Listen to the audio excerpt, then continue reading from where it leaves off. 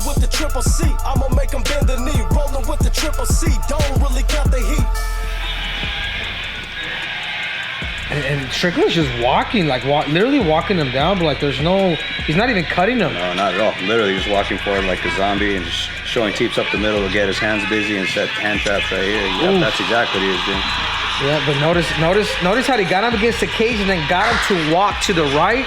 And when he got him to walk to the right, that's when that right hand pretty much came in. Literally circled him right into that right hand. They're saying there was 22 punches, dude, on this exchange by Sean Strickland. This is round one. This is literally round one, dude. Man, that set the tempo for the entire fight then. Made him gun shy the rest of the fight, for sure. Yep. What's up, everybody? Henry Cejudo here, a.k.a. Triple C, and welcome to this episode of UFC 293, where I'm going to be breaking down Israel Adesanya versus Sean Strickland. This is brought to you by the one and only Jimmy Bars, the non-GMO bar that's out in stores. You guys make sure you go get it at Walmart, wherever it is that you guys want to go. Anyways, Jimmy Bars is a great meal replacement. You guys make sure to get Yo Jimmy on. I'm here with none other than, Ramon Salazar, future champ, also UFC vet, and we're here to break down UFC 293, Israel Adesanya versus Sean Strickland. When I see this fight, I'm just like, I'm super surprised. I was wrong about O'Malley. I was wrong about Strickland. But what is it that these guys bring new to the table that was just different for all of us to see? And a lot of it for this fight with Sean Strickland, it was just pressure. It was a pressure and the fact that Sean just did not, he was just walking. Literally, I'm walking this dude down, literally. But you know what he was able to do? When you walk somebody down, Sean Strickland did a good job of taking away, you want to go right-handed? Of taking away that leg kick. Taking away Israel Adesanya's leg kick. In other words, as Israel would kick, he was just walking him down. As he would throw, even if he was throwing that leg kick, like he was, bring it up top, like he was just literally like, he wasn't moving, he wasn't going back, which only made Israel Adesanya pretty much go for broke. So he was able to walk him down, and then at this point, like as you guys know, that Israel Adesanya, I call it the limbo hook. He goes for that limbo hook, boom, catches him with that right hand. But notice what it was against the cage. He was literally about a couple feet. He was literally about a couple feet from the cage when Israel was going for broke. Bah! That right hand came in, that left hook came in, dropping him, to eventually, I think it was an average of 22 punches by the time Israel Adesanya pretty much kind of came up. I tell you what, that first round really set the tempo according to the fight. I wasn't expecting that. Neither was anybody else in the whole damn world. I was figuring that maybe Sean Strickland was going to possibly wrestle as he said he was, or, take his chances and just start striking right away. But what was it that was the difference in that fight? You know what it was? It was called pressure. It was called pressure and not moving back off of Israel's kicks, and throwing straight punches. So the biggest thing that I take away from this fight, Galito, was him walking him down, literally walking him down, throwing straight punches. And then the biggest thing with the pressure is he took away that leg kick for Israel Adesanya. The pressure was key in this fight. The fact that he didn't react to Israel's fakes, the fact that he didn't get a chance to go back, because the biggest thing that Israel likes to do is he likes to get people off of his fakes to move back. So as he fakes, they'll move.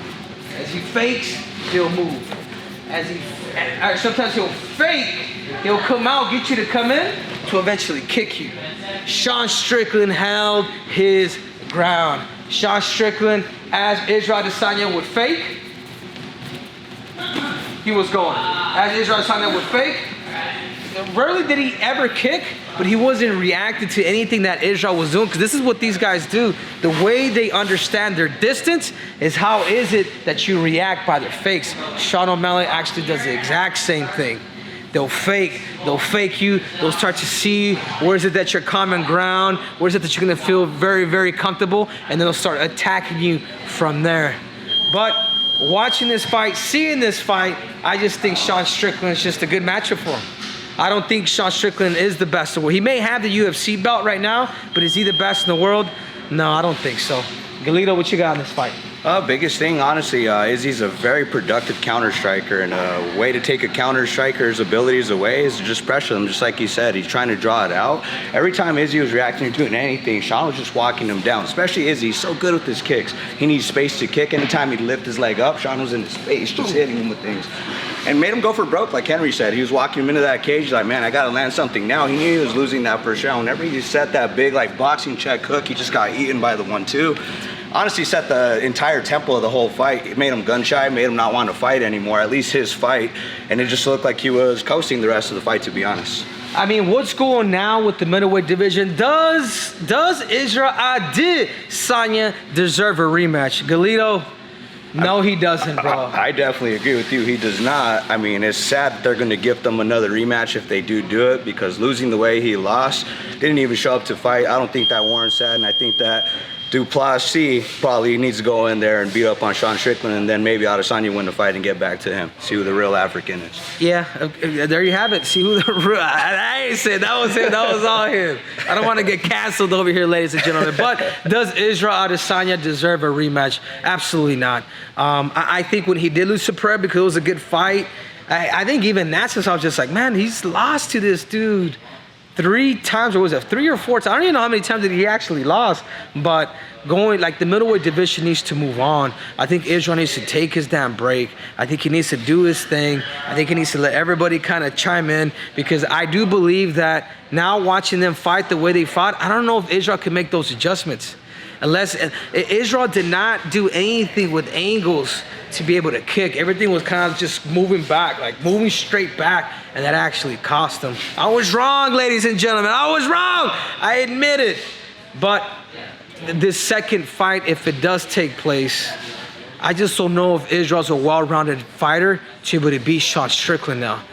We all know Sean Strickland has better hands. Everything that was ran down the middle became successful for him. So looking at the rematch, if they do end up fighting, I mean, this could put Israel Adesanya.